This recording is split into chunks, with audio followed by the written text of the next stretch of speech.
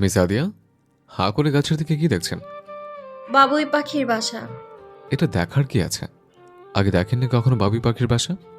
তাড়াতাড়ি আসুন, আমাদের আবার ফিরতে হবে। আদিয়া বড় বড় পা ফেলে এগিয়ে এলো।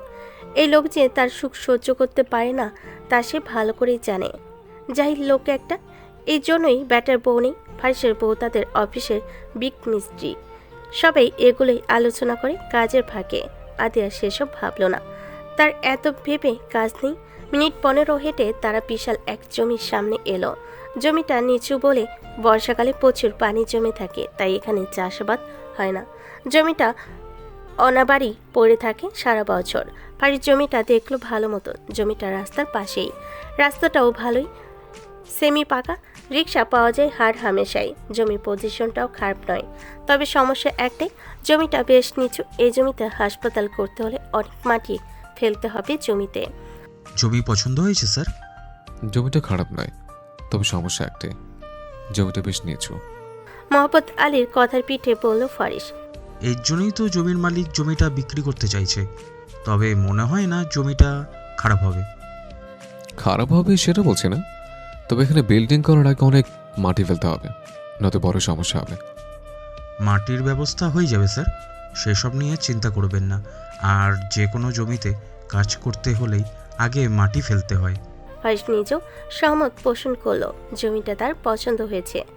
মিস আদিয়া, আপনি কিছু বলুন। আমি আমি কি বলবো? আপনার মতামত দিন, জমিটা কেমন তা বলুন। আদিয়া ফারিসের দিকে তাকালো। সে মতামত দেবে, কি মতামত দেবে সে? সে এসব কিছু বুঝে? আপনাকে এখানে কেন নিয়ে আসা হচ্ছে জানেন? আদিয়া ডানে বামে মাথা নাড়ল, অর্থাৎ সে জানে না। ফারিস তপ্ত নিঃশ্বাস ফেল।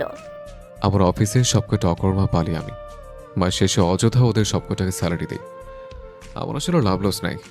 ফারিসের কথাই আদিয়া মাথা নিচু করলো। ভুলটা দাঁড়ি, আসার আগে আশপাক স্যারের থেকে কিছুটা ইনফরমেশন নিয়ে আসা উচিত ছিল। সে শুধু এতটুকুই জানে, গ্রামে একটা হাসপাতাল করা হবে, আর তারা সেই জমিটাই দেখতে এসেছে আজকে। ফারিস মোহাম্মদ আলীর সাথে আরও কিছুক্ষণ জমি নিয়ে আলাপ আলোচনা করলো। তারপর ফিরে এলো মোহাম্মদ আলীর বাড়িতে। মোহাম্মদ আলীর স্ত্রী ওনাদের জন্য পিঠা বানিয়েছে। ফারিস খেতে চায়নি, তবে একটু খেলো। তেল মশলা সে তেমন খায় না, স্বাস্থ্য সচেতন লোক কিনা। তবে আদিয়া খেলো তৃপ্তি করে। পিঠা তার বড়ই পছন্দের খাবার, যদিও এসব পিঠা সে এর আগে খায়নি। এসব পিঠার নামও সে জানে না। সন্ধ্যা হয়ে গিয়েছে অনেক আগে। সূর্য গা ভাসিয়েছে পশ্চিম আকাশে। চারপাশ অন্ধকারে ডুবে আছে। আজকে যেন একটু বেশি অন্ধকার। একটু পরপর আকাশে মেঘ ডাকছে, মনে হয় বৃষ্টি হবে। বৃষ্টি শুরু হওয়ার আগে আগে গ্রাম থেকে বের হতে পারলেই ভালো হয়, নয়তো কাঁচা রাস্তায় গাড়ি নিয়ে বের হতে খুব অসুবিধা হয়ে যাবে। পাশ গাড়ি স্টার্ট দিল। মিনিট 20 পর শুরু হলো বৃষ্টি। এটাকে ঝড়ও বলা যায় না, বৃষ্টির তোপে রাস্তা দেখা যাচ্ছে না। এই অসময়ে এমন ভারী বৃষ্টিতে আদিয়া বিরক্ত হলো। এমনিতেই বৃষ্টি তার অপছন্দ। বৃষ্টি হলে সব কিছু কেমন স্যাঁতসেঁতে হয়ে থাকে, দেখলেই গা ঝাড়া দিয়ে ওঠে তার। ফারিস ওই পার চালিয়ে যাচ্ছে, কিন্তু সামনের রাস্তা একেবারে অন্ধকার। ভালো মতন কিছুই দেখতে পাওয়া যাচ্ছে না। তবুও ফারিস আস্তে আস্তে এগোচ্ছে। হঠাৎ গাড়িটা থেমে গেল। ফারিস প্রচণ্ড বিরক্তি নিয়ে স্টিয়ারিংয়ে ঘুষি মারল একটা। কি হয়েছে? ইঞ্জিনে পানি ঢুকেছে মনে হয়। এখন উপায়? মেকানিক না এলে কিছু করা যাবে না আর। ফারিস পকেট থেকে ফোন বের করলো। ফোনে চারজনেই তেমন। ফারিস তাড়াতাড়ি করে তরিকুলকে লোকেশন পাঠিয়ে একটা ভয়েস মেসেজ পাঠিয়ে দিল। এই রাতের বেলায় এখানে গাড়ির মেকানিক পাওয়া যাবে বলে মনে হয় না। ফারিস একবার বাড়িতে ফোন দিতে চাইল, কিন্তু তার আগেই মোবাইলটা বন্ধ হয়ে গেল। ফারিস আরও একচোট বিরক্ত হলো। সে গাড়ির কাজ হালকা নামিয়ে আশেপাশে দেখল। তখনও প্রচুর বৃষ্টি হচ্ছে। দূরে কোথাও একটু আলো দেখতে পেয়ে ছাতা নিয়ে গাড়ি থেকে নামলো ফারিস। ফারিসকে অনুসরণ করে আদেও ফট করে গাড়ি থেকে নেমে এলো। আপনি নামলেন কেন? তো কি একা একা এখানে বসে থাকবো? আর কোথায় যাচ্ছেন আপনি? সামনে দেখো, একটু আলো দেখা যাচ্ছে, দেখি কাউকে পাই নাকি সাহায্যের জন্য। আচ্ছা। তুমি গাড়িতে বসো, আমি দেখে আসছি। না। এক প্রকার চিৎকার দিয়ে উঠল আদিয়া। ফারিস ত্যাক্ত চোখে তাকালো তার দিকে। আমার ভয় করে। অগত্য ফারিস আদিয়াকে সাথে নিয়ে আলোর দিকে চলো। যেতে যেতে দুজনে ভিজেও গেল খানিকটা। এক ছাতার নিচে দুজন আসা যায় নাকি? তারপর দুজন যদি হয় দুই মেরুর বাসিন্দা। আলোর কাছে এসে তারা হতাশ হলো, এখানে কেউ নেই। এটা একটা পুরনো কাঠের বাড়ি, আর আলোটা ছিল একটা লণ্ঠনে। ফারিস আদিয়া দুজনেই হতাশ হলো ভীষণ। আদিয়া পাশে রাখা বেঞ্চিটাতে বসলো, বীজের শরীর চ্যাপচেপে হয়ে আছে তার। আদিয়ার ওনার মাথা দিয়ে নিজের মাথা মুছল। মিস আদিয়া, এখানে কিছুক্ষণ বসবেন নাকি গাড়িতে গিয়ে বসবেন? এখানেই বসি একটু। গাড়িতে গিয়ে কি করব? এমনিতেও ভিজে গেছি। ফারিস বলল, না আর কিছু। সে নিজেও বেঞ্চিটার এক কোণেই বসলো। কিছুটা সময় তারা নীরবতায় কাটিয়ে দিল। তারপর তারা টুকটাক কথা শুরু করলো।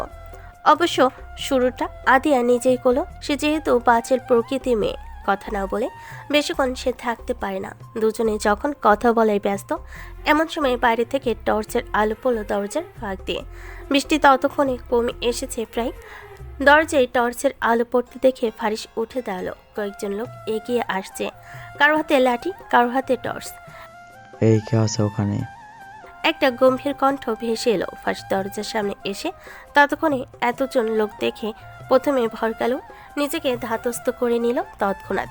মস্তিষ্ক হয়তো বুঝে গিয়েছে কোনো গন্ডগোল হতে পারে। আমরা ঢাকা থেকে এসেছিলাম, গাড়িটা নষ্ট হয়ে গিয়েছে, তাই এখানে এসে বসেছে। লোকটা কিছু বলল না, ফারিসকে ঠেলে ভিতরে প্রবেশ করলো। আদিয়া তখন ঘরের এক কোণে জড়সড় হয়ে দাঁড়িয়ে আছে। লোকগুলো ইতিমধ্যেই কেমন সন্দেহের দৃষ্টিতে তাকাচ্ছে তাদের দিকে। এর মধ্যে একজন বলে উঠল, ঢাকা থেকে এসেছেন? এই রাতে একসাথে এই ঘরে কি করেন? তাদের চোখে তাচ্ছিলের ছায়া। আমরা এখানে আশ্রয় নিতে এসেছি, ওই যে ওইখানে আমার গাড়িটা রাখা। লোকগুলো ফারিসের কথা কানে তুলল না, আদিয়ার দিকে ইশারা করে বলল, মেয়েটা কে হয় তোমার? আমি ওনার অফিসে কাজ করি।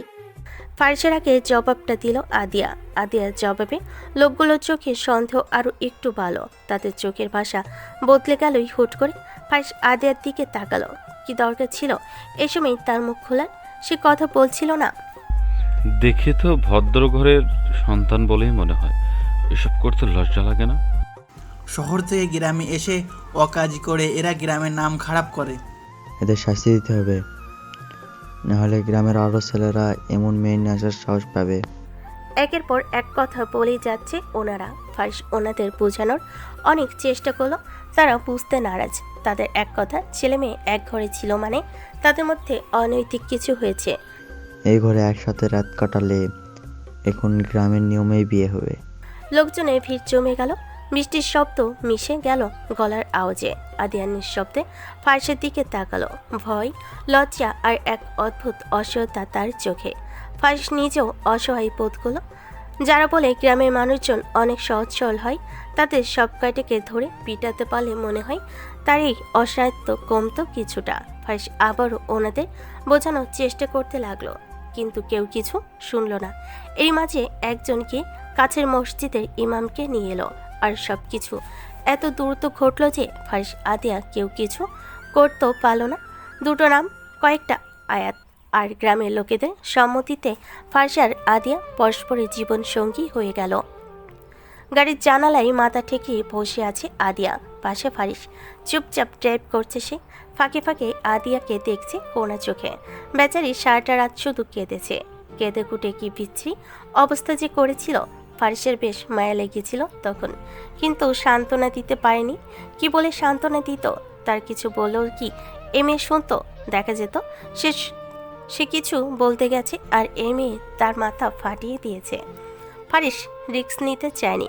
এতক্ষণ কাটলো, এখন আর কাটছে না আদিয়া, কেমন শক্ত হয়ে বসে আছে।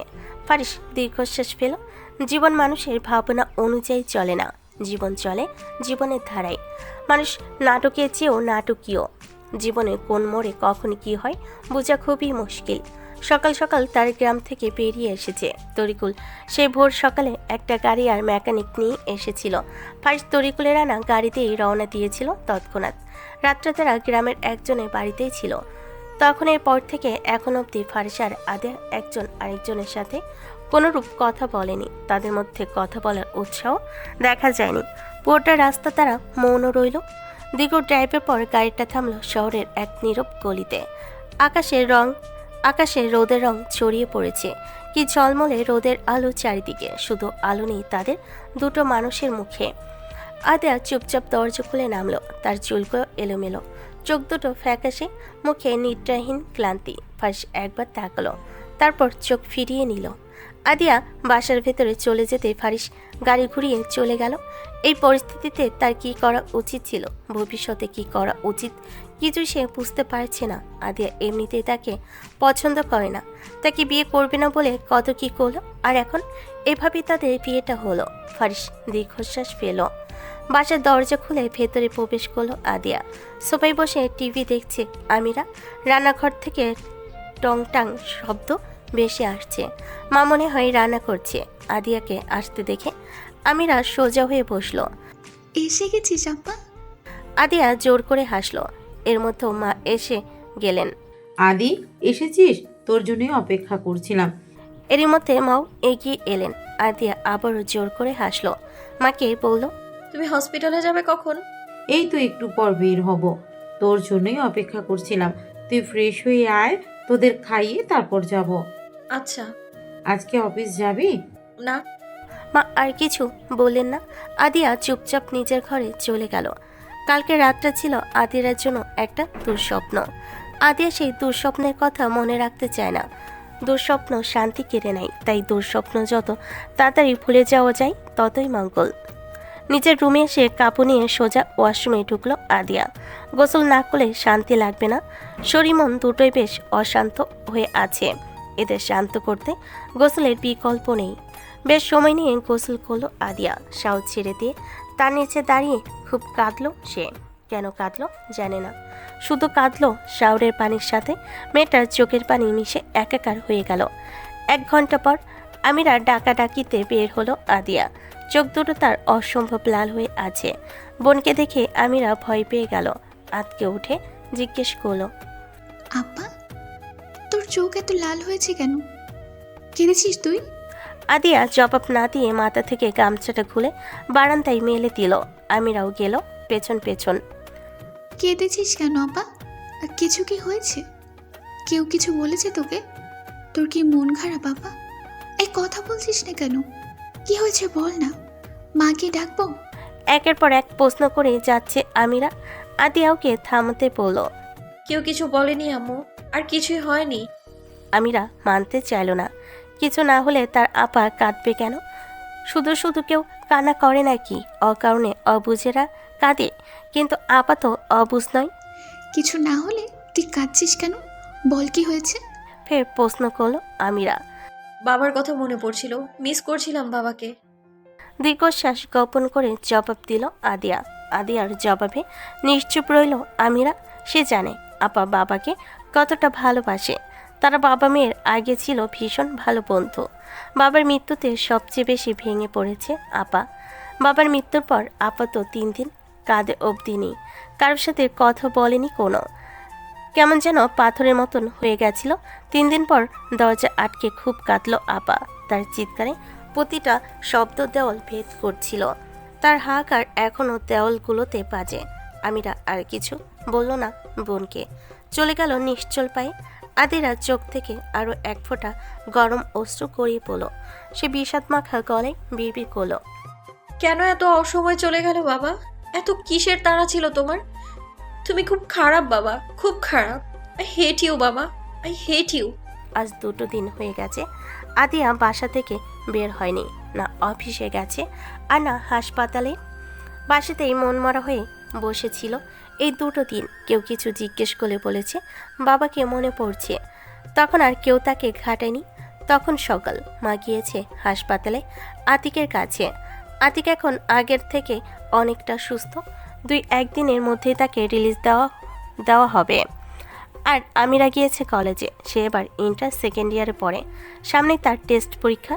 এই কয়দিন আতিকের অসুস্থতার জন্য অনেক কামে গিয়েছে তার, তাই আজকে কলেজে গিয়েছে সে। বাসে আপাতত আদিয়া একা রয়েছে, ফুলের গড়াগড়ি খাচ্ছে আর ড্রামা দেখছিল আদিয়া। এই 2 দিনে 4টা ড্রামা দেখা হয়েছে তার। নাও খাওয়া ঘুম বলে শুধু ড্রামাতেই ডুবেছিল সে। ড্রামার তখন টান টান উত্তেজনা। হিরো মরে যাচ্ছে, হিরোইন তাকে বাঁচানোর জন্য আপ্রাণ চেষ্টা করছে। আদিয়া নখ কামড়ে ধরল। কি হয় না হয়। এমন সময় বিচ্ছির শব্দে হাতের ফোনটা বেজে উঠল। আদিয়া বিরক্তি দিতে মুখ কুঁচকে নিল। আদিয়া এলোমেলোভাবেই উঠে বসলো। আননোন নম্বর দেখে আদিয়ার বিরক্তির ভাব আরও একটু ভালো। সে ফোনটা রিসিভ করে নরম স্বরে সালাম দিল। অপর পাশ থেকে কেউ একজন তাড়াহুড়ো করে সালামের জবাব দিয়ে বলল, আদিয়া, আমি ফায়াজের দিদুন বলছি। আদিয়া অবাক হলো বটে। ভদ্রমহিলা এর আগে তাকে কখনো কল করেনি। আজকে কি হলো? জি আন্টি বলুন। খুব বিপদে পড়ে তোমাকে ফোন দিয়েছি মা। আসলে ফায়াজের কালকে থেকে খুব জ্বর, আজকে বেড়েছে, কিন্তু ও ওষুধ খেতে চাচ্ছে না, খুব জেদ করছে। বলছে মাম্মাম না এলে ওষুধ খাবে না। আমরা ওকে খুব বুঝিয়েছি, কিন্তু সে মানতে নারাজ। একশ্বাসে কথাগুলো বলে দম নিলেন ভদ্রমহিলা। ওনার গলাস্বর স্পষ্ট জানান দিচ্ছে নাতির জন্য তিনি ঠিক কতটা চিন্তিত। তুমি কি একটু আসতে পারবে মা? ভদ্রমহিলার করুণ স্বর আদিয়ার মায়া লাগলো। ফার্সকে মস্তিষ্ক থেকে মুছে ফেলে সে যাওয়ার চিন্তা করলো। একটা বাচ্চা অসুস্থ, আগে তার সুস্থতা দরকার। আমি আসছি আন্টি, একটু অপেক্ষা করুন। তাহলে আমি গাড়ি পাঠিয়ে দিচ্ছি। গাড়ি পাঠাতে হবে না আন্টি, আমি এমনি চলে আসবো। আর কিছু না বলে ফোন ডাকলেন মিসেস আহমেদ। একটা তপ্ত নিঃশ্বাস ফেলে উঠে দাঁড়ালো আদিয়া। ফার্সের সাথে দেখা না হলেই হয়। আদিয়া ঝটপট তৈরি হয়ে নিল। ছেলেটা সকাল থেকে না খাওয়া, অসুস্থ শরীরে বেশিক্ষণ না খেয়ে থাকলে শরীর আরও দুর্বল হয়ে পড়বে। আদিয়ার কোলের মাঝে খাপটি মেরে বসে আছে ফায়াজ। পারে না মাম্মার বুকের ভেতর ঢুকে যায় সে। আদিয়া আসার পর ফায়াজ একটু খাবার খেয়ে ওষুধ খেয়েছে। তার পরপরই খুলে বসেছে তার অভিযোগের বাক্স। মাম্মার কাছে কত অভিযোগ তার, মাম্মাকে নিয়েও তার অভিযোগের শেষ নেই। একটু পরপর ফুপিয়ে উঠছে ছোট্ট দেহখানা। আদিয়ার বড্ড মায়া লাগছে ছেলেটার জন্য। 2 মাস বাবা হারিয়ে আদিয়ার অবস্থা করুণ প্রায়। আর এই ছেলেটা মাকে পায়নি কখনো। বাবা মা ছাড়া বেঁচে থাকা যে কত কষ্টের তা আদিয়া বুঝে। আদিয়া ফায়েজের কপালে ছোট্ট করে 2টো চুমু দিল। মাম্মা, বলো বাচ্চা। তুমি দিও না। ফায়েজের করুণ স্বর, কি নিঃসংকোচ আবদার বাচ্চাটার। আদিয়ার মায়া লাগলো খুব। আচ্ছা যাব না। তুমি সবসময় বলো যাবে না, কিন্তু তুলে দাও। ফায়েজ বলতে বলতে আবারও ফুপিয়ে উঠল। আদিয়া ফায়েজের আরও একটু জড়িয়ে ধরে বলল, কাঁদে না শোনা, আজকে সত্যিই যাব না। ফায়েজ তার মামার কথা বিশ্বাস করলো মনে হয়। সে নিশ্চিন্তে তার মামার গায়ের সাথে লেপ্টে গল্প করতে লাগলো। দরজায় দাঁড়িয়ে এতক্ষণ দুজনকে দেখছিল ফারিস। এই যে ফায়েজ আদিয়াকে এত ভালোবাসে, এত টান তার আদিয়ার প্রতি। কেন কেন তো টান একটা অচেনা মেয়ের প্রতি? কি কারণে এই মেয়েটির মধ্যে নিজের মাকে দেখতে পায় এমন নয়। ফায়েজ তার মাকে পায়নি। ফায়েজ যখন নিজের মাকে হারিয়েছিল তখন বয়স ছিল 1 বছর। আদিয়ার সাথে কি তার মায়ের কোনো যোগসূত্র আছে? আদিয়ার গা থেকে কি সে মামা খুশবু পায়? দুজনকে একসাথে কি মিষ্টি লাগে, তাই না? ফারিস তাকালো মায়ের দিকে, তারপর আবার দৃষ্টি দিল আদিয়া আর ফায়েজের দিকে। আসলেই দুজনকে একসাথে মিষ্টি লাগে। মনে হয় তারা আসলেই মা ছেলে। ওরা যে একে অপরের আপন নয় তা বোঝাই যায় না। ফারিস এবার নিশ্চুপ রইল। আদিয়া রাজি হয়নি না? ভদ্রমহিলার কণ্ঠে আক্ষেপ। ও রাজি না হওয়ার যথেষ্ট কারণ আছে মা। ফারিস বিয়ের কথাটা চেপে গেল মায়ের কাছে। এখনই সে কাউকে এই বিয়ের ব্যাপারে জানাতে চায় না। ফারিসের কথায় ভদ্রমহিলা দীর্ঘশ্বাস পেলেন। উনি আদিয়াকে দোষ দেন না, নারাজ নন আদিয়ার উপর। এই বয়সে মেয়েটা নিজের পরিবারের জন্য যা করছে তা সত্যি প্রশংসনীয়। তিনি শুনেছেন কিছুদিন আগে আদিয়া তার ভাইয়ের অপারেশন করিয়েছে, সেখানেও অনেক টাকা গেছে। মেয়েটা সত্যি সাহসী, সেই সাথে সুন্দর মনেরও বটে। এই জন্যই হয়তো ফায়েজ মেয়েটাকে এত পছন্দ করে। তখন দুপুর। ফায়েজ একচোট ঘুম দিয়ে উঠেছে। ঘুম থেকে উঠেছে, শরীর মন দুটোই বেশ ফুরফুরে। তার জ্বরটা কমে আসে, শরীরটা ফুরফুরে। তার মাম্মা কাছে থাকাই মনটা ফুরফুরে। ফায়েজ ঘুম থেকে উঠে যখন দেখলো মাম্মা তার পাশে ঘুমাচ্ছে, তখন যে কি খুশি হয়েছিল ছেলেটা। খুশিতে প্রায় নেচে উঠেছিল ফায়েজ। ফায়েজের খুশি দেখে খুশি হলো বাসার সকলেও। সবাই বসে খেলছে, ফায়েজ তাকে সঙ্গ দিচ্ছে আদিয়া। মাম্মা দেখো আমি কি বানিয়েছি। আদিয়া দেখলো খুব সুন্দর একটা রোবট বানিয়েছে ফায়েজ। আদিয়া এবার ফায়েজের দিকে তাকালো। ফায়েজের চুলে হাত বুলিয়ে দিয়ে বলল, আমাকে তুমি মাম্মা কেন বলো ফাইয়াজ? আমি তো তোমার মা নই, তাহলে কেন? ফায়েজ তাকালো আদিয়ার দিকে। এই প্রশ্ন এর আগে তাকে কেউ করেনি, তাই সে এ নিয়ে ভাবেওনি। আজকে ভাবতে বসেছে কেন সে মিষ্টি আন্টিকে মাম্মা ডাকে। আগে তো সে তাকে মিষ্টি আন্টি বলতো। কি হলো ফাইয়াজ, বলো। তোমাকে মাম্মার মতো লাগে। ফায়েজের সরল জবাব, তবে কথাটা সত্যি নয়। আদিয়ার সাথে ফায়েজের মা অহমির কোনো মিল নেই। আদিয়া অহমিকে দেখেছে, অনেকটা গোপনে সে অহমির ছবি দেখেছে। মাম্মার মতো লাগে মানে? টিচার বলেছে যারা মাম্মা হই তারা বাচ্চাদের অনেক আদর করে, কেয়ার করে, প্রোটেক্ট করে, তাদের ভালোবাসে। আদিয়া তাকিয়ে রইল ফয়েজের দিকে। 4 বছর বয়সী একটা ছেলে সে, অথচ কথার কি তীক্ষ্ণতা। এই বয়সে সে জানে মায়েরা কেমন হয়। অতটুকুন বয়সে সে মায়ের সংজ্ঞা বুঝে গিয়েছে, যে সংজ্ঞায় আদিয়া মানিয়ে গেছে নিদারুণভাবে। আদিয়া অতীত পিছন করল একটু। সেদিন ছিল তার আর ফায়েজের চতুর্থ সাক্ষাৎ। ততদিনে ফায়েজ আদিয়াকে মিষ্টি আন্টি বলে সম্বোধন করা শুরু করেছে। তাদের মধ্যে একটা ভালো বন্ধুত্ব হয়ে উঠেছে। সেদিন ছিল বৃহস্পতিবার। ফায়েজের কিন্ডারগার্টেন তাড়াতাড়ি ছুটি হয়। ফায়েজ কাজের জন্য আটকে গেল। মা অসুস্থ থাকায় বাবা তাকে নিয়ে হাসপাতালে ছিল। ফায়েজ কিন্ডারগার্টেনে ফোন করে জানিয়ে দিয়েছিল তার আসতে লেট হবে। ফায়েজকে যেন দেখে রাখে একটু। ওরা ভুলে গেল। ফায়েজ বের হয়ে পাপাকে পেল না। ততক্ষণে কিন্ডারগার্টেন বন্ধ করে দিয়েছে প্রায়। এভাবে কি দাঁড়িয়ে থাকা যায়? ফায়েজ ভাবল সে একাই যাবে। কালকে রাতে পাপা বলেছিল সে এখন বড় হয়েছে। বড় যখন হয়েছে এখন তো একা যেতেই পারে, তাই নয় কি? ফায়েজ হাঁটা শুরু করলো। কোন দিকে সে নিজেও জানে না, শুধু হাঁটলো। একটা সময় সে বুঝতে পারলো সে হারিয়ে গেছে। বাচ্চাটা ভয় পেল ভীষণ, ভয়ে কান্না করে দিল একেবারে। পাগলের মতন রাস্তার মাঝখান দিয়ে হাঁটতে লাগলো। একটা সময় অপর পাশ থেকে ছুটে এলো একটা ট্রাক। একটুর জন্য সেদিন প্রাণে বেঁচে এসেছিল বাচ্চাটা। সেদিন আদিয়া হুট করে ফেরেশতার মতন এসে বাঁচিয়ে নিয়েছিল ফায়েজকে। ওই দিন যদি আদিয়া সময় মতন সেখানে উপস্থিত না হতো, তাহলে হয়তো ফায়েজ আর পৃথিবীর আলো দেখতে পেত না। আদিয়াকে জড়িয়ে ধরে সেদিন অনেক কেঁদেছিল ফায়াজ। পাপা নামে অনেক অভিযোগ করেছিল, কেন পাপা তাকে নিতে আসেনি, কেন আসেনি পাপা। আদিয়া তাকে শান্ত করে অফিসে নিয়ে গিয়েছিল সাথে করে। ফায়েজের সাথে এই নিয়ে তার একচোট ঝগড়া হয়েছিল সেই দিন। ফায়েজ কিছু বলেনি। ছেলেকে বুক কিনে শুধু ফ্যালফ্যাল করে তাকিয়েছিল আদিয়ার দিকে। ছেলে তার প্রাণ।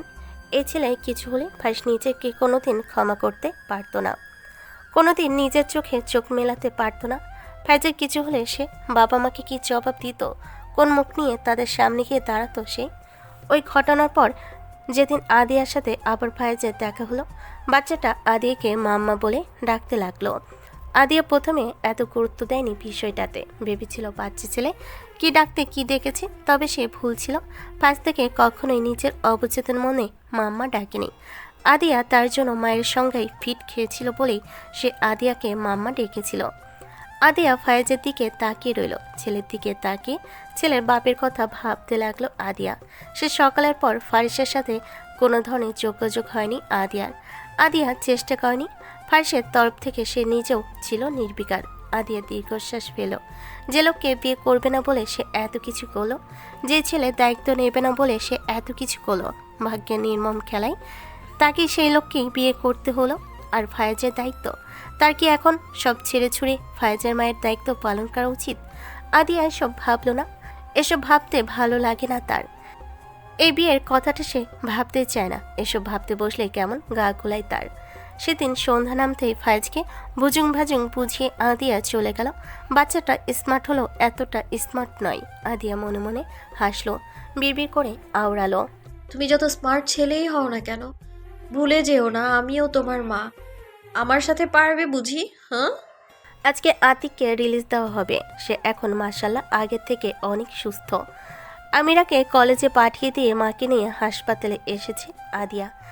সব কিছু গুছিয়ে নিয়েছো তো? হ্যাঁ, সব গুছানো শেষ। আতিকের জামা কাপড়গুলো ব্যাগে ঢুকাতে ঢুকাতে জবাব দিলেন মা। আতিক পা ঝুলিয়ে পেটে বসে আছে। সে আজকে খুব আনন্দিত। কতগুলো দিন সে বাইরে যায় না। অতগুলো দিন হাসপাতালে পড়ে থাকতে কার ভালো লাগে? হেই বড় আপা, ছোট পা এলো না কেন? ও কলেজে গেছে। আমার থেকে ওর কাছে কলেজ বড় হয়ে গেল। এত পড়াশোনা করেও। ওর সামনে পরীক্ষা, এখন কলেজ কামাই দিলে পিছিয়ে পড়বে। জবাব দিলেন মা। মায়ের কথায় মুখ ভেঙ্গালো আতিক। আসছে মহান পড়ুয়া, যেন সে বিদ্যাসাগর। এত পড়াশোনা করে কি করবে ও? করবে তো সেই ফেল। আমিরা পড়াশোনায় তেমন ভালো না, সে পড়া মনে রাখতে পারে না, ভুলে যায়। শুধু যে পড়া ভুলে যায় এমন না, সে আরও অনেক কিছুই ভুলে যায়। এর জন্য আতিক তাকে সারাক্ষণ এক কথা শোনায়। এই নিয়ে দুটোতে ভীষণ লাগে। দুটোর ঝগড়া ভাঙাতে ভাঙাতে মায়ের দিন চলে যায়। এইসব একদম বলবি না বলে দিলাম। একটু একটু ফেল করলে কিচ্ছু হয় না। আতিক বিরক্ত হলো। সেবা বড় আপা পরীক্ষায় একটু নম্বর কম পেলে মায়ের সে কি ঝাঁটার বাড়ি, কত কথা শুনে। আর ছোট আপা ফেল করলো, মা কিছু বলেন না। আতিকের মাঝে মধ্যে মনে হয় মা ছোট আপাকে বেশি ভালোবাসে। আদিয়া আতিকের কাগজগুলো নিয়ে কাউন্টারে গেল। অপারেশনের টাকা আগে দেওয়া হয়ে গেছে, এখন শুধু হাসপাতালের বিলটা বাকি আছে। হাসপাতালের সব বিল দিয়ে লিফটের সামনে এসে দাঁড়ালো আদিয়া। সব মিলিয়ে মোট বিল এসেছে 1.5 লাখ। আদিয়া তপ্ত শ্বাস পেল। একটা বিপদ মাথা থেকে নামলো বলে সে আল্লাহ তাআলার কাছে শুকরিয়া আদায় করতে ভুলল না। আদিয়া, আচমকা কারোর ডাকে ঘাড় ঘুরিয়ে তাকালো আদিয়া। সামনে দাঁড়িয়ে আছে রাফিদ ভাই, তাদের ভার্সিটির একজন সিনিয়র। আদিয়াকে বেশ স্নেহ করে সে। রাদীপ ভাইয়া। আদিয়া সালাম দিলে রাফিদ হাসি মুখে সালামের জবাব দিল। হাসপাতালে যে কেউ অসুস্থ নাকি? হ্যাঁ, ছোট ভাইয়ের অপারেশন হয়েছিল, আজকে রিলিজ দিল। কেমন আছে এখন? এখন আলহামদুলিল্লাহ ভালো। যাক, আলহামদুলিল্লাহ। তা আজকাল কি করছো? তোমার তো দেখাই পাওয়া যায় না। আদিয়া হাসলো স্বভাব সুলভ। চাকরিতে জয়েন করেছি 1 মাস হলো। আপনার কি খবর? আমার চলছে ভালোই। সামনের মাসে ইংল্যান্ডে চলে যাব। ওরা টুকটাক কথা বলো। যাওয়ার আগে রাফিদ আদিয়ার নম্বর নিয়ে গেল, বলেছে সময় করে ফোন দেবে। ইংল্যান্ড যাওয়ার আগে সে আদিয়ার সাথে দেখা করে কিছু কথা বলতে চায়, এও বলে গেল। আজকে অনেকগুলো দিন পর অফিসে এসেছে আদিয়া। পরিচিত সকলের সাথে কুশলাদি বিনিময় করে নিজের ডেস্কে বসে কাজ করছে সে। আদিয়া মিশুক একটা মেয়ে হয় অফিসে প্রায় সকলের সাথেই তার ভাব রয়েছে। এছাড়া এই অফিসের সব থেকে ছোট এমপ্লয়ি সে। সকলে আদিয়াকে বেশ স্নেহ করে। অনেকদিন পর আসে আদিয়ার অনেকগুলো কাজ পেন্ডিং রয়ে গেছে, সেগুলো বসে বসে করছে সে। এই আদিয়া, চলো চা খেয়ে আসি, রুবেল ভাই আমাদের ট্রিট দিবে। রুবেল ভাই ট্রিট দিবে? অবাক হয়ে জানতে চাইল আদিয়া। এই অফিসের সবচেয়ে কিপ্টে লোকটি হলো রুবেল ভাই। তার পকেট থেকে একটা পয়সাও খসানো যায় না। আজকে সে ট্রিট দিচ্ছে। হুট করে তার ট্রিট দেওয়ার হেতু বুঝলো না আদিয়া। ওনার তো প্রেম হয়েছে নতুন। আদিয়া আরও এক দফা অবাক হলো। রুবেল ভাই আর প্রেম, এটাও সম্ভব? উনিও প্রেম করছেন? সে লম্বা কাহিনী, পরে বলবো এক সময়। এখন চলো চা খেয়ে আসি আগে। যেতে পারবো না গো, অনেক কাজ জমে গেছে। 2টো ডিজাইন আজকে জমা দিতে হবে, তা না হলে বস আমাকে আর চাকরিতেই রাখবে না। এমনিতেই বিনা নোটিসে এতগুলো দিন কামাই করেছি আমি। আচ্ছা থাকো তাহলে, আমরা চা খেয়ে আসছি। মিতা চলে গেল। মিতা চলে যেতে আদিয়া মনিটরের স্ক্রিনে দৃষ্টি দিল। একটা ড্রয়িং রুমে ডিজাইন করছে সে। কাজ শুরু করতে করতে হুট করে গান ধরল আদিয়া। আমি শুনেছি সেদিন তুমি সাগরের ঢেউয়ে চেপে নীল জল দিগন্ত ছুঁয়ে এসেছো। বাহ মিস আদিয়া, এতদিন কামাই দিয়ে আজকে অফিসে আসতে না আসতে আবার সমুদ্র নীলে হারিয়ে যাওয়ার পায়তারা করছেন। কর্কশ কিন্তু রসিক স্বরে লাফিয়ে উঠল আদিয়া। আদিয়ার এমন চমকে যাওয়া দেখে বিরক্ত হলো ফারিস। কথায় কথায় ব্যাঙের মতো এমন লাফিয়ে ওঠার হেতু কি? ব্যাঙের বিলুপ্ত প্রায় বংশধর নাকি আপনি? কথায় কথায় এমন লাফিয়ে উঠবেন না, ভালো দেখায় না। ব্যাং শব্দটা শুনেই নাক ছিটকালো আদিয়া। ব্যাং তার ভীষণ অপছন্দের একটি প্রাণী, দেখলেই কেমন গা গোলায় তার। আপনি এখানে কি করছেন স্যার? হাডুডু খেলছে মিস আদিয়া, খেলবেন নাকি? আসুন, সব ছেড়ে ছড়ে আমরা হাডুডু খেলি। এবার বিরক্ত হলো আদিয়া। ভাবখানা এমন, এখানে বিরক্ত হওয়ার প্রতিযোগিতা চলছে। কে কার থেকে বেশি বিরক্ত হতে পারে আর কে কাকে বেশি বিরক্ত করতে পারে।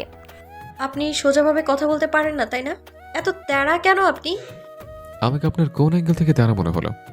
কতটুকু বলে দুবার আদিয়ার সামনে ঘুরিয়ে নিজেকে দেখিয়ে বলল, দেখুন আমি একদম সোজা, কোমরটাও কেমন সোজা, কোনো বাঁকা তারা কিছু নেই। আদিয়া এবার চুপ রইল, কোনো কথা বলল না। এই লোকের সাথে কথাই পারা চাই বুঝি। পুরুষ মানুষ যে এত কথা বলতে পারে তা আদিয়া ফারিসকে না দেখলে বুঝতেই পারত না। প্রথম প্রথম সে ফারিসকেও কথা কম বলা মানুষ ভেবেছিল, কিন্তু সময়ের সাথে সাথে সেও ছেলের মতন খোলস পাল্টেছে। ভাবছিলে দুটোতেই পাল্টিবাজ। এতদিন অফিসে আসেননি কেন? প্রবলেম ছিল। সোজা উত্তর দিল আদিয়া। তো অফিসকে ইনফর্ম করেছিলেন? অফিসকে আপনার শ্বশুর বাড়ি? মানলাম অফিসটা আপনার শ্বশুরের, তা বলে একটাবার ইনফর্ম করা যেত না? অফিসের তো একটা নিয়ম আছে নাকি? ফাঁসের কথায় মাথায় চক্কর দিয়ে উঠল আদিয়ার। আদিয়া ভেবেছিল ফাঁস নিজেও বিয়ের কথা ভুলে গেছে। এটা বিয়ে ছিল কোনো, এটা ছিল নিছকই একটা দুর্ঘটনা। সে নিজেকে ধাতস্থ করে বলল, এই বিয়েটা আমি মানি না। That's none of my concern. আপনি বিবাহিত, and that's the truth. You can't deny the fact. এতটুকু বলেই ফাইস পা ঘুরিয়ে চলে যেতে নিল। দু কদম গিয়ে ঘাড় ঘুরিয়ে আবারও আদিয়ার দিকে তাকালো, বলল, আমার অফিস কামাই করার আগে ইনফর্ম করে দিবেন। আর হ্যাঁ, এই মাসে আপনার 7 দিনের স্যালারি কাটা হবে। কথায় কথায় খালি স্যালারি কাটতে আসে শালা কিপটা। এত টাকা দিয়ে করবেটা কি এই লোক? কথাটা আদিয়া আস্তে বিড়বিড় করে বলল, শুনে ফেল ফারিস। শুনে সে হাসলো। ফারিসের হাসিতে আর এক দফা বিরক্ত হলো আদিয়া।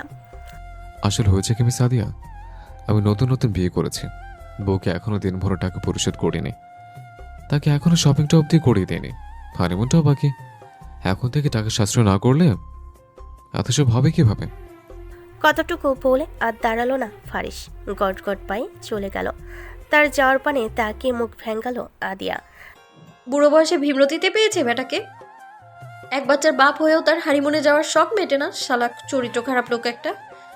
আদিয়া আবার কাজে মন দিল। ঠিক সময়ে কাজ জমা দিতে না পারলে দেখা গেল আবার তার স্যালারি ধরে টানাটানি করবে এই লোক। কিছু থেকে মিছু হলেই শুধু স্যালারি নিয়ে লম্পঝম্প করতে আসে, যত সব। দিনটা শুক্রবার।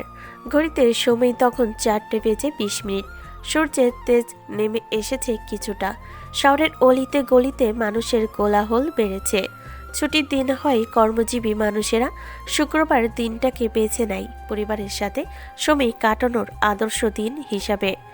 একটা কাজ ঘেরা রেস্তোরাঁ, কর্নারের ধারে একটা টেবিলে বসে আছে আদিয়া আর রাফিদ। আজকে সকালে রাফিদ ফোন দিয়েছিল, বলল দেখা করতে চাই। আদিয়ার সময় থাকলে সে যেন আসে, যেহেতু আজকে অফ ডে। আদিয়া আজকে মোটামুটি ফ্রি ছিল, তাই দেখা করতে এসেছে। রাফিদের সাথে আদিয়ার সম্পর্কটা বেশ ভালো। সেই ভার্সিটি লাইফ থেকে কত সহজ বন্ধুত্বপূর্ণ সম্পর্ক তাদের, কোনো জটিলতা নেই সেই সম্পর্কে। কি খাবে বলো? আজকে আমার তরফ থেকে ট্রিট। আদিয়া স্বভাব সুলভ হেসে অর্ডার দিল। একটা স্যান্ডউইচ আর কোল্ড কফি অর্ডার করলো আদিয়া। এই রেস্টুরেন্টের স্যান্ডউইচ আদিয়ার বেশ পছন্দ, আর সে বরাবরই কোল্ড কফির ভক্ত। শীত হোক বা গ্রীষ্ম, 6 ঋতুতেই সে কোল্ড কফি খায়। রাফিদ অর্ডার করলো ওভেন বেকড পাস্তা আর সাথে কোল্ড কফি। খেতে খেতে নানান বিষয় নিয়ে কথা বলছে দুজনে, বেশিরভাগই ভার্সিটির সময়কার কথা। এ যেন এক মিষ্টি স্মৃতিচারণের মুহূর্ত। তরিকুল, কোন নমুনা ধরে নিয়ে এসছো ইনভেস্টর হিসেবে? সে শুক্রবারে মিটিং করবে মানলাম, কিন্তু রেস্তোরাঁয় কি অফিসিয়াল মিটিং করতে আসে? ফারিসের কণ্ঠে বিরক্তি। আজকে একজন ইনভেস্টরের সাথে মিটিং ছিল ফারিসের। গ্রামের ওই হাসপাতালের প্রজেক্টটার জন্য 2জন ইনভেস্টরের দরকার ছিল। একজন আগে থেকে রেডি ছিল, আজকে আরেকজনের সাথে মিটিং ছিল। এমনিতেই সে অফডেতে কোনো ফিটিং করে না। অফডেতে সে পরিবারের সাথে সময় কাটায়, ফায়েজকে নিয়ে ঘুরতে যায়, ছেলেটাকে প্রপার সময় দেয় সে। তবে আজকে এই মিটিংটা গুরুত্বপূর্ণ, তাই রাজি হয়েছিল সে। এখন বিরক্ত হচ্ছে সে। লোকটা মনে হয় পেটুক, খেতে খেতে মিটিং করতে পছন্দ করে। লোকটা তোমার শ্বশুর লাগে বুঝি? আবে না স্যার, আমি তো বিয়েটাও করিনি। তাহলে জানলে কিভাবে লোকটা কি পছন্দ করে আর করে না? তরিকুল বলল না কিছু, বুঝলো না ছেড়ে রেগে যাচ্ছে। তরিকুল গোমরা মুখে রেস্তোরাঁর দরজা ঠেলে দিল। ফারিস চোখ মুখ কুচকে ভেতরে প্রবেশ করলো। হুট করেই চোখ গেল কর্নারের একটা টেবিলে। ফারিস তড়াক করে চোখ থেকে নিজের রোদ চশমাটা খুলে নিল। চোখ দুটো ছোট ছোট করে কিছুক্ষণ দেখলো আদিয়াকে অপরিচিত একটা ছেলের সাথে হেসে হেসে কথা বলতে দেখে মুখ ভেঙ্গাল ফারিস। কই, তার সাথে তো কখনো এমন হেসে হেসে কথা বলে না। তার সাথে 3 লাইন কথা বলে 2.5 লাইনেই ঝগড়া করে। যত সব ফাউল মেয়ে মানুষ। ফারিস আদিয়াকে দেখে সেই দিকে গেল, বসলো আদিয়াদের 2 টেবিল পরে। এখান থেকে আদিয়ার টেবিলটা স্পষ্ট দেখা যায়, ভালো মতন কান পাতলে কথাও শোনা যায় হালকা পাতলা। ফারিস নিজের কাজে তাচ্ছিল্য করে হাসলো। কি দিনকাল আসলো। সব ফেলে ফারিস আহমেদ এখন বইয়ের আড়ি পাততে বসেছে। হাইরে নারী জাতি, পুরুষ জাতি সর্বনাশ করে ছালো। ছ্যা ছ্যা। আদিয়া এখনো ফারিসকে দেখেনি। সে রাফিদের সাথে হাসি আড্ডায় ব্যস্ত। আদিয়ার হাসির শব্দ ফারিসের গায়ে যেন কাটার মতো বিঁধছে। তার বিরক্তগুলো এখন রাগে পরিণত হচ্ছে। রাগে ফারিসের জল শক্ত হয়ে এলো। তোমার ইনভেস্টর কোথায় তারিকুল? কোথায় মরল সে? রাগী কণ্ঠে বলল ফারিস। তরিকুল তাড়াহুড়ো করে পকেট থেকে ফোনখানা বের করে ইনভেস্টরকে কল করলো। তিনি জানালেন তার আসতে আর আধা ঘন্টা মতন সময় লাগবে। ফারিস বিরক্তি নিয়ে রাগে একাকার। মনে হচ্ছে কাউকে একটা খুন করতে পারলে ভালো লাগতো। ফারিস নিজের ভাবনাতে নিজেই অবাক হলো। কাউকে খুন করার মতন পরিস্থিতি তার জীবনে শুধু একবার এসেছিল, আর সে সেটা করেও ছিল। তা অবশ্য কেউ জানে না, সে জানতে দেয়নি। সেসব পুরনো কথা মনে করে লাভ নেই। অতীত অতীতের জায়গায় থাকুক, না হয় সে তো নিজের বর্তমান নিয়ে ভালোই আছে। ফারিস আবারও চোখ ঘুরিয়ে আদিয়ার দিকে তাকালো। আসলে কি সেই ভালো আছে? চোখের সামনে বউকে এসব রঙ্গনীলা করতে দেখে ভালো থাকা যায়? মেয়ে জাতি বড়ই ছলনাময়ী, ছলনা তাদের রন্ধে রন্ধে। পরকীয়া খুব খারাপ জিনিস, বুঝলে তরিকুল? জীবনে আর যাই করো, চুরি করো, ডাকাতি করো, কিন্তু পরকীয়া করিও না, এসব পাপ। কথাগুলো বেশ জোরে বলল ফারিস, যেন আদিয়া অব্দি যায় কথাগুলো। ফারিস নিজের কাজে সফল হলো। তার কথাগুলো আদিয়া শুনতে পেয়েছে। আদিয়া চোখ গোল গোল করে তাকিয়ে আছে ফারিসের দিকে। সেই এই মুহূর্তে এখানে ফারিসকে আশা করেনি। আদিয়া অবাক হয়ে তাকিয়ে রইল ফারিসের দিকে। তরিকুলও তাকিয়ে আছে ফারিসের দিকে, তার চোখে বিভ্রান্তি। ফারিসের কথা সে বুঝেনি। এমন একটা পরিস্থিতিতে পরকীয়ার কথা আসছে কোথা থেকে, তাই বোধগম্য হলো না তরিকুলের। না সে বিবাহিত আর না স্যার বিবাহিত, তাহলে পরকীয়াটা করলো কে? বড় স্যার করছেন কি? ছিছি, নিজের ভাবনায় নিজেই বিরক্ত হলো তরিকুল। বড় স্যারের কি এখন এসবে বয়স আছে নাকি? তাছাড়া বড় স্যার ম্যাডামকে যথেষ্ট ভালোবাসেন। এখনো প্রতিদিন ম্যাডামের জন্য তিনি লাল টকটকে গোলাপ নিয়ে যান। সমাজে আজকাল পরকীয়া বেড়ে গেছে। মেয়েদের এখন আর ঘরের স্বামী ভালো লাগে না। স্বামী যত সদস্যনী হোক, স্বামীকে পাত্তা দেয় না তারা। স্বামী দুটো কথা বলতে আসলে 3টে ঝগড়া করে। ঘরে স্বামী রেখে বাইরে এসে পরকীয়া করে। এগুলো দেখে তো আমার 3 গ্লাস লেবুর শরবত খেয়ে মরে যেতে মন চাইছে। ফারিস এমন আজগুবি কথা শুনে আদিয়ার জল শক্ত হয়ে এলো। কোনো সন্দেহ নেই, কথাগুলো ফারিস তাকে উদ্দেশ্য করে বলেছে। ফারিসের কথাগুলো শুনে আদিয়া মনে মনে বলল, তুই বেটা একটু বিষ খেয়ে মরে যা, আমিও শান্তিতে থাকি, তুইও শান্তিতে থাক। অপরদিকে ফারিস কথাগুলো বলে আদিয়ার মুখভঙ্গি লক্ষ্য করলো। এতক্ষণে আদিয়া যে মনে মনে তাকে 3 বার মেরে ফেলেছে তাতে কোনো সন্দেহ নেই। ফারিস কুটিল হাসলো। মেয়েটা বেয়াদব আছে বলতে হয়। ঘরে স্বামী রেখে কার না কার সাথে এসেছে স্যান্ডউইচ খেতে। কেন? তার স্বামীর কি তাকে স্যান্ডউইচ খাওয়ানোর ক্ষমতা নেই? খয়রাতি সে। একবার হাতে নাগালে পেলে 3 রাত 24 ঘন্টা ঘরে শুধু স্যান্ডউইচ খেতে দেবে এই মেয়েকে সে। আদিয়া ফারিসের থেকে মনোযোগ সরিয়ে আনলো। এলোকে পাত্তা দিলে সে আরও পেয়ে বসবে। ইগনোর করলে ঠিক হয়ে যাবে। আদিয়া ফারিসকে ইগনোর করে স্যান্ডউইচে কামড় বসলো। রাফিদ বিভিন্ন কথা বলছে, আদিয়া তাতে প্রতিক্রিয়া জানাচ্ছে। মাঝে মধ্যে সে নিজেও 2-1টা কথা বলছে। খেতে খেতে আদিয়ার চোখের উপর চুল এসে পড়ল। আদিয়া সরানোর আগে রাফিদ খুব যত্ন করে আদিয়ার চোখের উপর থেকে তার অবাধ্য চুলগুলো সরিয়ে দিল। রাফিদের এমন কাজে আদিয়া একটু অপ্রস্তুত হয়ে গেল। সে হকচকি পেছনের দিকে কিছুটা সরে এলো। সরি, আসলে তোমার খেতে অসুবিধা হচ্ছিল। হেসে হেসেই কথা বলল রাফিদ। তাকে দেখে মনে হচ্ছে না সে কাজটাই অপ্রস্তুত হয়েছে বা অন্য কিছু। আদিয়া আর কিছু বলো না, একটু সময় নিয়ে নিজেকে ধাতস্থ করলো। অপরদিকে ফারিস তাদের দিকে তাকিয়েছিল।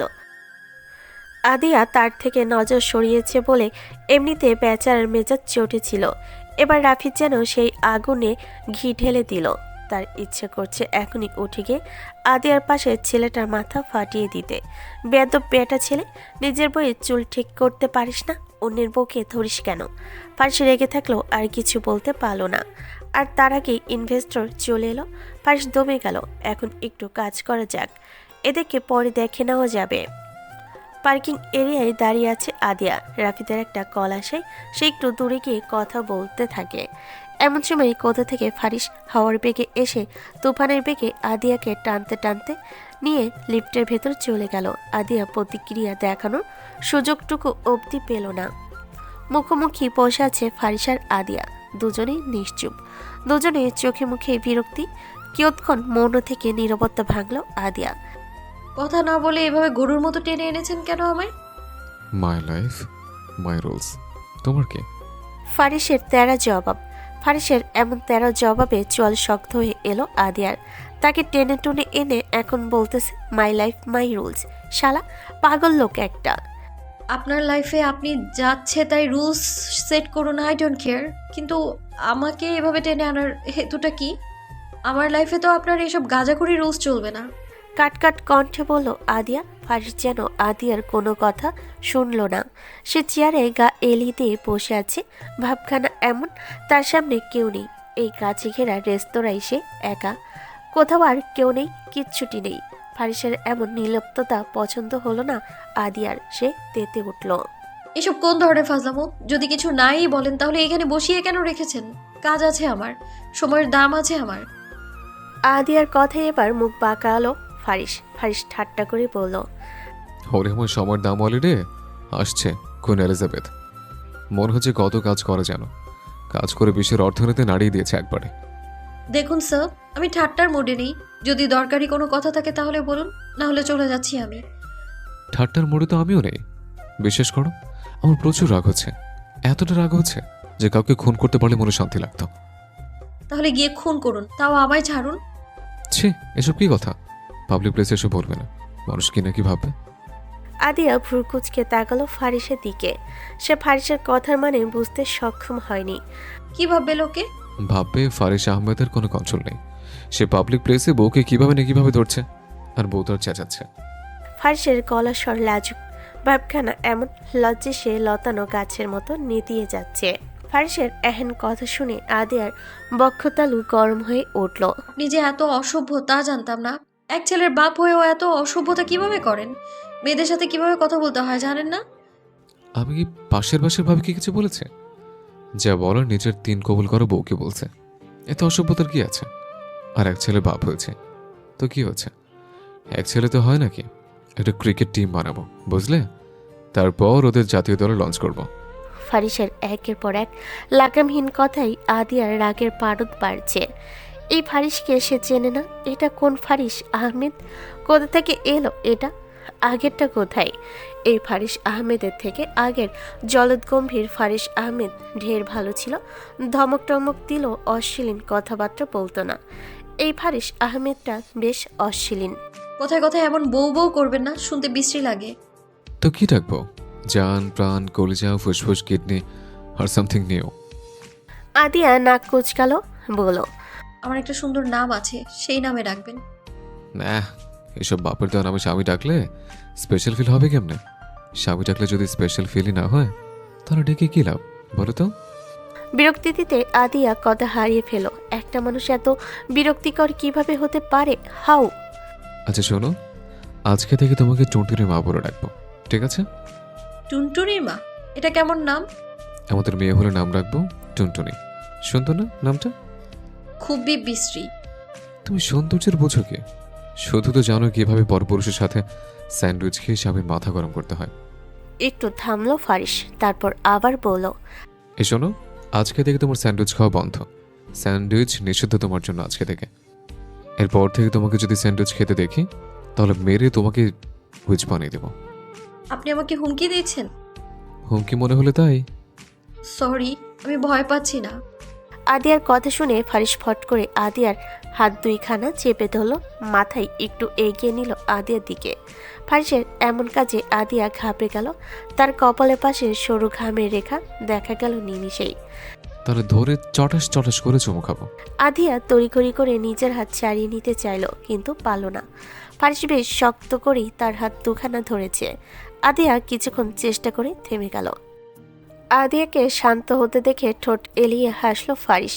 আমি না চাইলে হাত ছাড়ানোর সাধ্যে কারণে, বুঝলে মেয়ে? আদিয়া ঠোঁট উল্টালো, চোখ দুটো তার টলমলো করছে, মনে হচ্ছে এখনই কেঁদে কুটে দেবে। তবে ফারিসের মায়া লাগলো না, একটুও না। সে আদিয়ার হাত দুটো শক্ত করে ধরে রইল। এমন কেন করছেন স্যার? কি তখন থেকে স্যার স্যার করছো? বিরক্ত লাগছে শুনতে। স্বামীকে স্যার বলে কে ডাকে? আপনি আমার স্বামী না, মানি না আমি। এটা কোনো বিয়ে ছিল না, ওটা একটা দুর্ঘটনা ছিল শুধু। দুর্ঘটনা থেকে যদি ভালো কিছু হয় তাহলে দুর্ঘটনাই ভালো। নিজের বাম চোখটা ঈশ্বর টিপে জবাব দিল ফারিস। ওটা কোনো বিয়ে ছিল না, আমি ভুলে গেছি, আপনিও ভুলে যান। ওটাকে বিয়ে বলে বিয়ে নামক পবিত্র সম্পর্কের অপমান করবেন না। তুমি প্রপার নিয়মকানুন মেনে অনুষ্ঠান করে বিয়ে করতে চেয়েছো?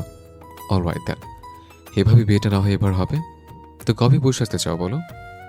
জীবনেও সাজবো না বউ, কোনো দিনও সাজবো না। কি আশ্চর্য, একবার বলছো প্রপার ওয়েতে বিয়ে করতে চাও, এখন বলছো বউ সাজতে চাও না। চাওটা কি তুমি প্যান্ট শার্ট গায়ে দিয়ে বিয়ে করবে? আমি চাই আপনি দূরে থাকুন, এতটা দূরে যতটা দূরে থাকলে আপনার ছায়া অবধি আমার কাছে আসবে না। ফারিস দূরে যাও তো দূরে থাক। নিজের চেয়ারটা নিয়ে একেবারে আদিয়ার কাছে চলে এলো। আর একটু কাছে এলে হয়তো একে অপরের নিঃশ্বাসের শব্দটাও শুনতে পাবে।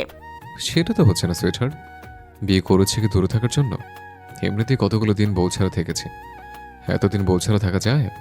ভয় লাগে না বুঝি? ইনোসেন্ট ফেস করে কথাটা বলল ফারিস। ফারিসের কথা শুনে আদিয়ার ইচ্ছে করছে দেওয়ালে মাথা ঠুকে মরে যেতে।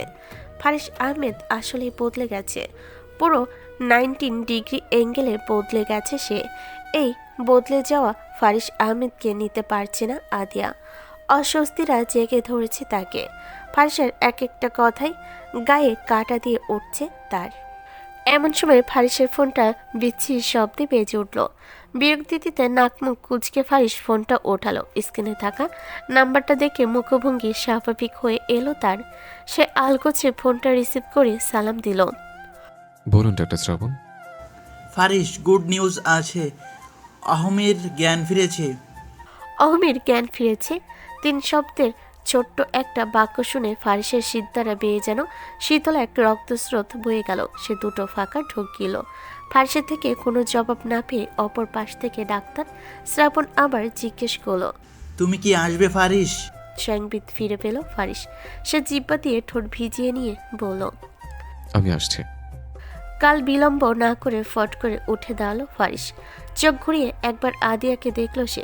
মেয়েটার চোখে মুখে কৌতূহল, কাজল টানা চোখ দুটোতে প্রশ্ন অনেক। ফারিসের এখন সেসব প্রশ্নের জবাব দেওয়ার সময় নেই, তার যেতে হবে। কেউ অপেক্ষা করছে তার জন্য। আদিয়া, তুমি এখন বাসায় যাও, পরে কথা বলছি তোমার সাথে। ফারিস আর এক মুহূর্ত দাঁড়ালো না, দ্রুত পায়ে প্রস্থান করলো সে। আর আদিয়া এভাবেই বসে রইল ঠাই। অহমির কেবিনের সামনে রাখা চেয়ারগুলোর একটাই বসে আছে ফারিস। মাথাটা এলিয়ে দিয়ে চোখ বন্ধ করে আছে সে। হাসপাতালে পৌঁছাতে পৌঁছাতে ফারিস মনে হয় একটু দেরি করে ফেল। তার পৌঁছানোর আগেই অহমির নিষ্ঠুরেই পৃথিবীর সকল মায়া ত্যাগ করেছে। ফারিস দীর্ঘশ্বাস ফেল। ফায়াজের কথা ভেবেই তার বুকটা ভারী হয়ে আসছে। 3টে বছর ছেলেটা মায়ের সান্নিধ্য পায়নি, মায়ের ভালোবাসা পায়নি। মায়ের ভালোবাসা কেমন হয় তা সে জানে না। সে জানে না মায়ের স্নেহ কেমন হয়। ফারিস দীর্ঘশ্বাস ফেল। এর মধ্যে ডাক্তার শ্রাবণ এগিয়ে এলেন ফারিসের দিকে। ফারিসের পাশে বসলো আলগোছে। আহমি অনেক ফাইট করেছে শেষ পর্যন্ত টিকে যাওয়ার জন্য, অনেক লড়াই করেছে। মেয়েটা ফিরে আসতে অনেক চেষ্টা করেছে সে, কিন্তু ব্যাড লাক, ওর ভাগ্য ওকে টিকতে দেয়নি। ফারিসকে উদ্দেশ্যহীন দেখল। অহমির সাথে শেষবার দেখা করতে না পারার আফসোস হয়তো রয়ে যাবে তার। জ্ঞান ফেরার পর বলেছিল কিছু? কথা বলার কন্ডিশনে তো ছিল না, শুধু 2 বার ফায়াজের নাম ধরে ডেকেছিল, খুঁজেছিল ফায়াজকে, সেই সাথে আরও একজনকে খুঁজেছিল মেয়েটা। ফারিস চেয়ারে মাথা এলিয়ে দিল, ঠোঁট গোল করে তপ্ত শ্বাস পেল। একে হয়তো মা বলে, সবসময় আগে নিজের সন্তানকে খুঁজে ফিরে। ভাগ্যিস মৃত মানুষের কোনো আফসোস হয় না, আফসোস সব জীবিত মানুষের জন্য। তার জীবনের শেষ নিঃশ্বাস অবধি আফসোস করে, তারপর হুট করে নিজের সব আফসোসকে হাওয়ায় উড়িয়ে দিয়ে মরে যায়। মৃত মানুষের আফসোস থাকলে হয়তো নিজের সন্তানকে শেষবারের মতন দেখতে না পারার আফসোস অহমিকে খুবলে খেত। হাসপাতালের সব ফর্মালিটি শেষ করে অহমির লাশ বাড়িতে নিয়ে আসা হলো। আহমেদ বিলাই মানুষে গিজগিজ করছে। অফিসে সকলে এসেছে, সকলের মধ্যে আদিয়াও রয়েছে। আদিয়া অবাক হয়ে সব কিছু দেখছে।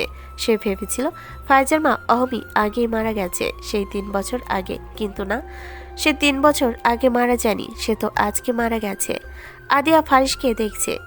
বউ যে মারা গেছে, লোকটার মধ্যে তেমন কোনো কষ্ট দেখা যাচ্ছে না। সব কাজে তদারকি করছে নিখুঁতভাবে। মাঝে মধ্যে এসে ফাইজকেও আদর করে যাচ্ছে। ফায়াজকে কি অহমিকে একবার দেখাবি ফারিস? ওকে বলবি ওর মায়ের কথা? মায়ের কথাই তার দিকে তাকালো ফারিস। সে চায় না ফাইজের ছোট্ট মস্তিষ্কে অহমি ঢুকে থাকুক। সে চায় না তার ছেলে অতটুকু বয়সে অনাথ শব্দটার ভার বহন করুক। দরকার নেই বলার। ফায়াজের মা আদিয়া, আর এটাই শেষ কথা। চাইলে একবার অহমিকাকে দেখিয়ে আনতে পারো, তবে ও যেন জানতে না পারে অহমি তার জন্মদাত্রী মা। ফারিসের কণ্ঠে কাঠিন্য।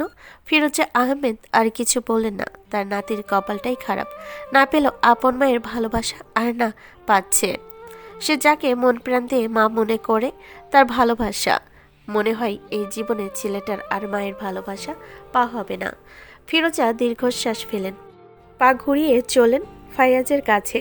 শেষবার মায়ের মুখটা দেখুক, মনে তো থাকবেই না কিছু। মা ছেলে দুটোতেই অভাগা, কেউ কারোর ভালোবাসা পেল না। ভালোবাসা শব্দটা তাদের জন্য বড্ড বেমানান। মাম্মা, আজকে বাড়িতে এত মানুষ কেন এসেছে? ফায়াজের প্রশ্নে আদিয়া তাকলো ছেলেটার দিকে। কিন্তু দিবে সে? বলবে যে তার মাথার উপর থেকে মা নামক মানুষটি চিরতরে হারিয়ে গেছে, তার মা আর রইল না যে। মাম্মা, ফায়াজ আদিয়ার গালে টোকা দিল। ফায়াজের টোকায় ধ্যান ভাঙলো আদিয়ার। আদিয়া ফায়াজকে টেনে বুকের সাথে জড়িয়ে ধরল। কি বলেছে ফায়াজের মা নেই? সে কি ফায়াজের মা নয়? অবশ্যই সে ফায়াজের মা। শুধু কি পেটে ধরলেই মা হয়? অবশ্যই না। ফায়াজ তো সেই দিন বলেছে মায়ের ভালোবাসে, সন্তানদের প্রোটেক্ট করে। ফায়াজের সংজ্ঞা হিসেবে আদিয়া ফায়াজের মা। হ্যাঁ, আদিয়াই ফায়াজের মা। ফায়াজকে ডাকতে ডাকতে ভেতরে আসলেন তার দিদুন। দিদুনকে দেখে মাম্মাকে ছেড়ে উঠে বসলো ফায়াজ। কি করছো ফায়াজ? মাম্মার সাথে গল্প করছি দিদুন। ফায়াজের সরল জবাব। ফিরোজা আহমেদ একবার আদিয়াকে দেখলেন, মেয়েটা এক কোনায় বসে আছে। দিদুনের সাথে একটু এসো ফায়াজ। কোথায় যাবো দিদুন? আসো বলছি। আদিয়া, তুমিও কি একটু আসবে? আদিয়া আলগোছে উঠে দাঁড়ালো। ফিরোজা আহমেদ ফায়াজকে কোলে নিতে চাইলেন, বাধা দিল আদিয়া। বলো, ওকে আমি নিচ্ছি, আপনি বলুন কোথায় যাবেন। ওকে একটু অহমিকে দেখিয়ে আনতে বলেছে ফারিস, আর তো কখনো মায়ের মুখটা দেখতে পাবে না। বলে দীর্ঘশ্বাস ফেলেন ভদ্র মহিলা। ওনার কণ্ঠে বিষাদ, সেই বিষাদ দেখা যায় ওনার চোখে মুখেও। পুত্রবধূর মৃত্যুতে ভদ্রমহিলা ভালোই দুঃখ পেয়েছেন, তবে কেন যেন ওনার কথাটা আদিয়ার পছন্দ হলো না। আদিয়া একটা বিষয় লক্ষ্য করেছে, এই বাড়িতে এসেছে পর থেকে অহমিকে কেউ ফায়াজের মা বলে তা আদিয়ার সহ্য হচ্ছে না। কোথাও না কোথাও আদিয়ার হিংসে হচ্ছে। কেন হচ্ছে আদিয়া বুঝতে পারছে না। হয়তো তার অবচেতন মন তাকে ফায়াজের আসল মা হিসেবে ভেবে নিয়েছে, আর এই কথাটাও বুঝতে তার একটু সময় লেগে গেল। আদিয়া ফায়াজকে কোলে তুলে নিয়ে মিসেস আহমেদের সাথে গিয়ে অহমিকে দেখিয়ে আনলেন। মুখটা কেমন ফ্যাকাশে হয়ে আছে মেয়েটার। জীবনের শেষ 3টা বছর কোমা থেকেই লড়াই করেছে নিজের জীবনের জন্য, নিজের স্বামী সন্তানের কাছে ফিরে আসার জন্য। অহমিকে দেখে ফায়াজ অনেক প্রশ্ন করেছে, এই আন্টিকে এভাবে শুয়ে আছে কেন, কি হয়েছে তার? আরো কত প্রশ্ন তার। ফারিস ছেলেকে সুন্দরভাবে সামলে নিয়েছে। বোকা ছেলেটা জানতে পায়নি সে জীবনে কি হারালো। বোকা ছেলেটা বুঝতে পায়নি এই আজকের দিনে সে নিজের জীবনের সবচেয়ে গুরুত্বপূর্ণ ব্যক্তিকে হারিয়ে ফেল। আপন কেউ রইল না তার পৃথিবীতে মায়ের থেকে। আপন কেউ হয় বুঝি। কিছুক্ষণের মধ্যেই অহমিকে দাফন করা হলো। আহমেদ ভিলার পেছন দিকে তাদের একটা পারিবারিক কবরস্থান রয়েছে। অহমিকে সেখানেই দাফন করা হয়েছে। দাফন শেষে সবাই চলে গেল নিজ নিজ কাজে। রয়ে গেল শুধু আদিয়া। কেন রয়ে গেল বুঝতে পারছে না সে নিজেও। তার মনে হয়েছে এই মুহূর্তে তার এখানে থাকা উচিত, ফায়াজের পাশে থাকা উচিত, কিছুটা হয়তো ফারিসের পাশও। রাত তখন 10টা। ছাদের রেলিং ধরে দাঁড়িয়ে আছে আদিয়া। আজকে সে এ বাসাতেই থাকবে, নিজ ইচ্ছেতেই থাকছে সে। কেউ বলেনি থাকতে। আজকে এই বাসায় থাকতে তার কোনো অস্বস্তি হচ্ছে না। নিজের সবটা অধিকার নিয়েই থাকছে সে। নিজের কাজে নিজেই অবাক হলো আদিয়া। এত অধিকার তাকে কে দিল? কখন দিল? কেউ দেয়নি তো তাকে। আজ হুট করে তার অন্তরাত্মা তাকে বলেছে, তুমি চাও বা না চাও, মানো বা না মানো, তুমি এই বাড়ির বউ, তুমি ফারিসের স্ত্রী। এই পরিবারের প্রতি, ফারিসের প্রতি, ফায়াজের প্রতি তোমার একটা দায়িত্ব আছে। তুমি চাইলেও তা ফেলে দিতে পারবে না, চাইলেও অস্বীকার করতে পারবে না। এই মুহূর্তে ওদের তোমাকে দরকার। নিজের অন্তরাত্মার কথা শুনেই হয়তো আদিয়া থেকে গেল। ঘুমানি এখনো? আদিয়া পাশ ফিরে তাকালো। ফারিস দাঁড়িয়ে আছে। আদিয়া তার দিকে দৃষ্টি রেখে বলল, ঘুম আসছে না। ফায়াজ ঘুমিয়েছে? হ্যাঁ, ঘুমিয়ে গেছে। ফারিস আর বলল না কিছু। সে আদিয়াকে দেখছে। মেয়েটা আজকে অনেক করেছে। এক ঝটকায় যেন বাড়ির বউ হয়ে গেছে, ফারিসের স্ত্রী হয়ে গেছে, হয়ে গেছে ফায়াজের মা। আদিয়াও ফারিসকে দেখছে। লোকটার মধ্যে দুঃখের কোনো ছায়া দেখতে পাচ্ছে না সে। দেখে কেউ বলবে একটু আগে তার বউ মরেছে। পুরুষ মানুষ এমন হয় কেন? আপনাকে দেখে মনে হচ্ছে না আপনার বউ মরেছে? এতটা স্বাভাবিক আছেন কি করে? আমার বউ মরেছে? কোথায়? আমি তো দেখছি আমার বউ আমার পাশে দাঁড়িয়ে আমার সাথে ঝগড়া করছে। ফারিসের এহেন কথাই আদিয়া বিরক্ত হলো। ওই যে একটা গান আছে না, বউ মরে গেলেই 2 দিন কান্না, 3 দিন বন্ধ রান্না। ফারিসের অবস্থা হয়েছে ওই গানের মতন। গানে তো তাও 2 দিন কান্না করার কথা বলা হয়েছে। এই লোকই তো 2 মিনিটও কাঁদেনি। শোকে মনে হয় আপনার মাথা খারাপ হয়ে গেছে। আমি অহমির কথা বলছি। সে দুনিয়া থেকে যেতে না যেতেই তাকে ভুলে গেলেন? এত সহজেই বুঝি মানুষ মানুষকে ভুলে যায়? আদিয়ার কথাই দীর্ঘশ্বাস ফেল ফারিস। একবার চোখ তুলে মেয়েটাকে দেখল সে। দৃষ্টি তার বিশাল ওই অম্বরে। চোখ দুটোতে কোথাও না কোথাও এক কালো বিষাদের ছায়া দেখতে পেল ফারিস। ঠোঁট গোল করে তপ্ত শ্বাস ফেল ফারিস। অহমি আমার বউ ছিল না আদিয়া, আর ফায়াজ আমার অরুজাত সন্তান। চাঁদের মেঝেতে মুখোমুখি বসে আছে আদিয়া আর ফারিস। আদিয়ার চোখে হাজারো প্রশ্ন, অথচ ফারিসের মধ্যে সেসব প্রশ্নের উত্তর দেওয়ার মতন কোনো উৎসাহ দেখা যাচ্ছে না। সে নির্বিকার চিত্তে বসে আছে। কখনো আকাশ দেখছে তো কখনো আদিয়াকে দেখছে। বলো তো আদিয়া, কে বেশি সুন্দর, ওই আকাশটা নাকি তুমি? আদিয়া বিরক্ত হলো ফারিসের এহেন প্রশ্নে। আদিয়ার মাঝে মধ্যে জানতে ইচ্ছে হয় ফারিস নেশা ভাঙ করে কিনা। নেশা ভাঙ না করলে তো মানুষ এমন পরিস্থিতিতে এমন প্রশ্ন করতে পারত না, তাই না? আমি আপনাকে কিছু প্রশ্ন করেছি, কিছু জানতে চেয়েছি। সেসব না বলে আপনি কেন অযথা অহেতুক প্রশ্ন করছেন? ফারিস হতাশা আর ভান করলো। মুখখানা দেখে মনে হচ্ছে সারা রাজ্যের হতাশা তাকে ঘিরে ধরেছে। কণ্ঠে প্রয়োজনের তুলনায় একটু বেশি হতাশা ঢেলে ফারিস বলল, আমার প্রশ্নটা তোমার কাছে অহেতুক আর অযথা মনে হলো মেয়ে? আমি দুঃখ পেলাম। এই দুঃখ আমি সইব কেমনে? এই দুঃখে তো আমার ছাদ থেকে লাফ দিতে মন চেয়েছে। আপনি যদি আর একটাও উল্টাপাল্টা কথা বলেন তো আমি নিজেই আপনাকে ছাদ থেকে ধাক্কা দিয়ে ফেলে দেবো, এই বলে দিলাম। তুমি তো নিষ্ঠুর কেন? স্বামীর প্রতি কোনো ভালোবাসা নেই? বেশি কথা না বলে আসল কথা বলুন। অহমিকে, ফাইয়াজের বাবাকে, ওদের সাথে আপনার কিসের সম্পর্ক? উত্তরগুলো কি আজকেই দিতে হবে? ফারিসের পাল্টা প্রশ্নে আদিয়া চোখ গরম করে তাকালো তার দিকে। ফারিস আহমেদ মনে মনে ভয় পেল বইয়ের চোখ রাঙ্কা নিতে।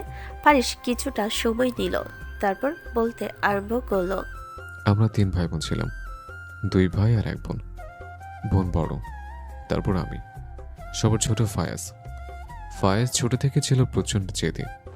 যার পছন্দ হতো তার যে কোনো মূল্যে পেতেই হতো তার। না দিলে অ্যাগ্রেসিভ আচরণ করত। আমরা সামনে নিতাম, যেমন করেই হোক। সব কিছু ঠিকঠাক চলছিল। এর মধ্যে আমি MBA করার জন্য বড় অপর কাছে চলে গেলাম অস্ট্রেলিয়ায়। ফায়াজ তখন ঢাকা বিশ্ববিদ্যালয়ে অনার্সে ভর্তি হয়েছে।